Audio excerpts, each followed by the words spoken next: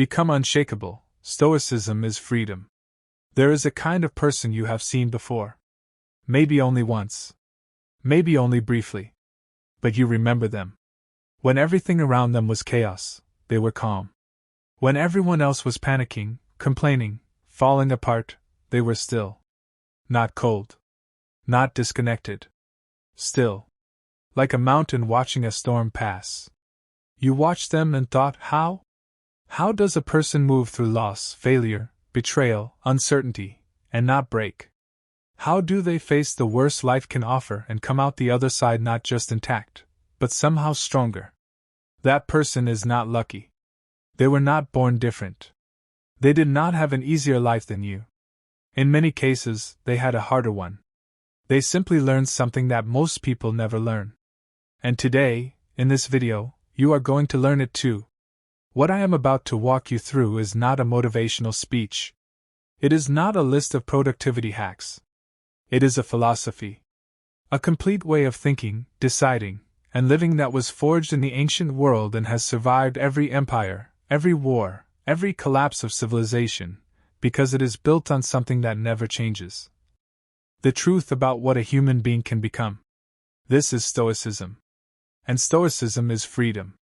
If this is the kind of content that changes you, and I believe it will, subscribe to this channel right now. This is what we build here. Unshakable people. One video at a time. Let's go. Part 1. What it means to be unshakable. Most people confuse strength with toughness. They think an unshakable person is someone who doesn't feel pain. Someone who doesn't grieve, doesn't fear, doesn't struggle. Someone with no emotional response to the hard things life delivers. That is not strength. That is numbness. And numbness is not a superpower, it is a wound. The Stoics were not numb. Marcus Aurelius grieved deeply. He lost children. He presided over a plague that killed millions. He fought wars he did not choose and governed an empire that was always one crisis away from collapse. He felt all of it. But he was not controlled by it. That is the distinction that changes everything. An unshakable person is not someone who feels nothing. They are someone whose feelings do not make their decisions. Someone who can hold pain in one hand and purpose in the other, and still move forward. Epictetus described this as the fundamental division of all human experience. Some things are up to us. Some things are not up to us. Up to us, our judgments, our intentions, our values, our effort, our response. Not up to us, the weather, other people's opinions, the economy, our health, outcomes, death, time. This sounds simple. It is not. Because most human suffering, and I mean most, comes from treating the things that are not up to us as though they were. We exhaust ourselves trying to control what we cannot control. We collapse when the uncontrollable goes wrong. We build our peace on foundations that were never stable to begin with. The Stoic practice is the daily, disciplined return to this truth. I cannot control what happens. I can only control what I do with what happens. And that, always and only that, is where your power lives. Part 2. The philosophy that built empires. Stoicism was not born in a lecture hall. It was born in the marketplace of Athens, around the year 300 before the Common Era. A merchant named Zeno of Citium survived a shipwreck that destroyed his entire fortune. He arrived in Athens with nothing. He walked into a bookstore, began reading philosophy, and decided that what he found there was worth more than everything the sea had taken from him. He began teaching in a public space called the Stoipoikal, the painted porch. His followers became known as the Stoics. And what they taught was radical. External things have no power over you unless you give them power. Over the next 5 centuries, Stoicism became the dominant philosophy of the Roman world. Its followers included Cicero, Cato, Seneca, one of the wealthiest and most powerful men in Rome, and eventually Marcus Aurelius, who sat on the throne of the largest empire the Western world had ever seen. These were not monastery philosophers. They were soldiers, senators, slaves, and emperors. They were people who faced real stakes, exile, assassination, war, ruin, and they used this philosophy not as theory but as daily practice. Epictetus was born a slave. He had no rights, no property, no freedom of movement. His master once deliberately twisted his leg to demonstrate that Epictetus was his possession. Epictetus looked at him and said calmly, "You will break it." His master twisted harder. The bone snapped. Epictetus said, "Did I not tell you that you would break it?" He felt the pain. He did not lose himself in it. That is what the philosophy produces. Not the absence of suffering. The presence of something stronger than suffering. And that something is available to you. Right now. No matter where you are. Part 3. The 4 Pillars of an Unshakable Life. The Stoics organized their entire philosophy around 4 virtues. Not suggestions. Not ideals. Virtues. Qualities of character that they believed were both the path to a good life and the definition of one. The first virtue is wisdom. Not intelligence. Not knowledge. Wisdom. Wisdom is the ability to see things clearly, as they actually are, not as your fear or desire wants them to be. It is the capacity to distinguish what matters from what merely appears to matter. It is the discipline to ask, in any situation, what is actually true here? What is actually within my power? What does this moment actually require of me? Most people are not operating from wisdom. They are operating from habit, from ego, from the desire to be right, from fear of what others will think. They react rather than respond. They confuse urgent with important. They make enormous decisions based on momentary emotions. The Stoic practice of wisdom begins with one habit: pause before you react. In the space between what happens and what you do about it, that space, however small, is where wisdom lives. Train yourself to find that space. Widen it. Make it a room instead of a crack. In that room, ask, what does this situation actually require? The second virtue is justice. The Stoics believe that human beings are fundamentally social. We are built for community, for relationship, for contribution. And justice, in the Stoic sense, means treating every human being with the dignity and fairness they deserve by virtue of their humanity. This is not political justice. It is personal justice. It is the choice to be fair in your dealings. To be honest even when dishonesty would be easier. To consider the well-being of others as genuinely important, not as a performance, not because you expect something in return, but because it is the right way to live. Marcus Aurelius wrote repeatedly about his duty to the people around him. Not because he enjoyed it. He was an introvert who craved solitude. But he understood that no person becomes great in isolation. What you do for others is part of what you are. The third virtue is courage. Not the absence of fear. The Stoics were not reckless. They were not seeking danger for its own sake. Courage is the willingness to do what is right even when it is frightening. To have the difficult conversation. To hold a position that is unpopular but true. To continue when failure is possible. To begin when success is uncertain. Seneca wrote, "It is not that I am brave. It is that I have decided what matters more than my fear." That is the whole architecture of Stoic courage. You do not eliminate fear. You find something that outranks it. Your values. Your purpose. The kind of person you have decided to be. When fear arrives, and it will, the Stoic question is not how do I stop being afraid? It is this thing I fear more important than who I am choosing to become? In most cases, the answer is no. And that answer is enough. The fourth virtue is temperance. This is the one modern culture most violently resists. Temperance is self-regulation. Moderation. The capacity to say no to the excessive, the impulsive, the indulgent, not because pleasure is evil, but because the person who is ruled by their appetites is not free. The Stoics were not ascetics. They did not believe in suffering for its own sake. Seneca was one of the richest men in Rome. Marcus Aurelius lived in a palace. They enjoyed what life offered. But they held it lightly. Seneca would regularly practice what he called voluntary poverty, living for a period as though he had nothing, to remind himself that he did not need what he had. Not to give it up permanently. To prove to himself that it did not own him. That is temperance. not the absence of desire. Mastery over it. The person who can say no is free in a way the person who can only say yes will never be. Part 4. The dichotomy of control in real life. Let me bring this into your actual life, because philosophy without application is entertainment, not transformation. Think about the last time you were genuinely distressed. Not mildly annoyed, genuinely suffering. Anxious, angry, heartbroken, desperate. Now ask yourself honestly, what were you most focused on in that moment? In nearly every case, the answer will be the same. You were focused on something you could not control.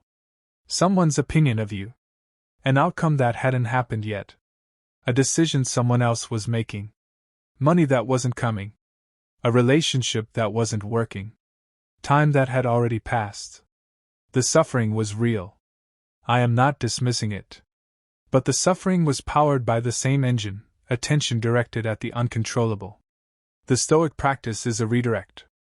Every time you catch yourself in the spiral, the anxious loop, the grinding resentment, the paralyzing fear, you ask one question. Is this within my control? If yes, act. Decide. Move. Do something about it right now. If no, release it. Not because it doesn't matter. Because your grip on it is causing you suffering and accomplishing nothing. This practice sounds mechanical until you actually do it. Once you do it, once you actually feel what it is like to release the grip on something uncontrollable and redirect your energy to what you can actually change, it is like putting down a weight you forgot you were carrying. That is available to you every single day. Multiple times a day. In traffic. In conversations. In your career. In your relationships. In your private thoughts at 2 a.m. Every moment of suffering contains within it a question: is this within my control? And every honest answer to that question is a step toward freedom. Part 5. A more fatty, love what is. There is a concept in Stoic philosophy that goes beyond acceptance. Beyond tolerance. Beyond endurance. It is called a more fatty. Love of fate. Not acceptance of what happens to you. Love of it. Not love in the sense of enjoying suffering. Love in the sense of understanding that everything that comes to you, the beautiful and the brutal, the gift and the grief, is the exact material out of which your life and character are being built. Friedrich Nietzsche, who was deeply influenced by the Stoics, wrote, "My formula for greatness in a human being is a more fatty, that one wants nothing to be different, not forward, not backward, not in all eternity." This is not passive resignation. It is the most radical form of engagement with life possible. When Marcus Aurelius lost a child, he did not pretend it was fine. He grieved. But he returned to his practice. He said, "The impediment to action advances action. What stands in the way becomes the way." Ryan Holiday, in his modern interpretation of Stoic philosophy, calls this the obstacle is the way. Every obstacle, every failure, every unwanted circumstance is not a detour from your path. It is your path. It is the thing that, if you meet it rightly, will produce in you something that no comfortable life ever could. The people you most admire did not become who they are despite their hardship. They became who they are through it. Your hardship is not your punishment. It is your curriculum. The question is whether you are willing to learn from it, or whether you will spend your energy resenting it for the rest of your life. Part 6. Memento Mori, remember you will die. The Stoics kept death close. Not in a morbid way. Not as a source of dread. But as a clarifying lens through which the urgency and meaning of life came into sharp focus. Every morning, some Stoics would begin their day with a simple reminder: I may die today. Not to induce anxiety. To dissolve triviality. When you truly hold your mortality in mind, not abstractly, but viscerally, something happens to your priorities. The petty argument with a colleague suddenly seems very small. The fear of embarrassment seems laughable. The comfort you've been choosing over growth seems like an extremely expensive trade. The years you've been spending becoming slightly less than you could be suddenly feel costly in a way they didn't before. Marcus Aurelius wrote, "Think of yourself as dead. You have lived your life. Now take what's left and live it properly." There is a version of you that you have not yet become. A version that wakes up with intention. That holds its word. That faces difficulty without collapsing. That loves deeply and works faithfully and wastes nothing. That version is not waiting for the right circumstances. It is waiting for a decision. And the decision is available right now. Today. This moment. You have a limited number of todays. The Stoics simply refuse to forget that. Part 7. Building your unshakable practice. Everything we've covered is philosophy. Now let me give you the practice. The daily architecture of an unshakable life. Morning, set your intention. Before your feet hit the floor, pause. Take one breath. Ask yourself, who do I intend to be today? Not what do I need to accomplish. Not what is on my schedule. Who do I intend to be? Patient. Honest. Disciplined. Present. Name it. Claim it. Let that intention be the first act of your will before the day has a chance to pull you in its direction. Throughout the day, the pause. Every time you feel reactive, angry, anxious, defensive, impulsive, pause before you act. Even 1 second. Longer if you can find it. In that pause, ask, is my response here a reflection of who I intend to be? You will not always get it right. You are not trying to be perfect. You are training a reflex. Over weeks and months, that pause becomes automatic. And in that pause lives your freedom. Evening, the accounting. Before you sleep, review the day. Not with self-punishment. With honest inquiry. Where did I act in line with my values? Where did I fall short? What did today teach me? What will I carry forward? What will I release? This practice, done nightly, is the engine of genuine growth. You are not reading about becoming better. You are actually tracking it. You are watching yourself change in real time. Weekly, voluntary discomfort. Once a week, deliberately choose something hard. A cold shower. A fast. An early wake up. A difficult conversation you have been avoiding. A workout that goes past where you wanted to stop. This is not punishment. This is maintenance of your will. A will that is never tested becomes soft. Voluntary hardship reminds you, regularly, that you are capable of more than comfort suggests. Continuously, practice gratitude without softness. The Stoics practice something called negative visualization, imagining the loss of what they valued. Not to become pessimistic. To remind themselves of the actual value of what they already had. Take 5 minutes today and genuinely consider, what if I lost my health? My people? My work? My sight? My freedom? Feel what that would cost. And then open your eyes and look at what you still have. That exercise, done regularly, produces a depth of gratitude that no motivational quote ever can. Because it is not performed. It is earned through honest confrontation with impermanence. Part 8. The Unshakable Identity. All of this, every practice, every principle, every philosophical insight, points to one thing. A new identity. Not an upgraded version of who you have been. A fundamentally different way of understanding yourself and your relationship to the world. The unshakable person is not someone who has solved all their problems. They still have problems. They still face loss, failure, uncertainty, pain.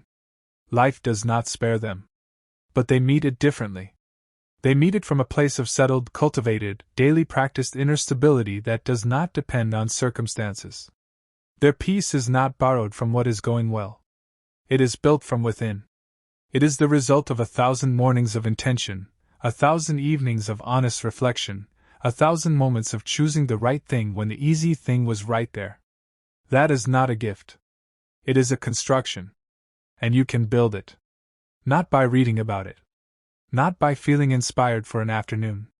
By beginning the practice. Today. In the smallest possible way. One intentional morning. One honest pause. One evening of quiet reflection. One choice toward your values when your comfort pulls the other way. That is all. That is the beginning. The rest compounds. Subscribe and stay in the fight. You are still here. And I want you to know that means something. In a world built to keep your attention for 30 seconds, you chose to spend an hour on something that actually matters. That is itself a Stoic act. That is the choosing of depth over distraction, substance over stimulation. What we covered today is not theory you should read about once and forget. It is a living practice.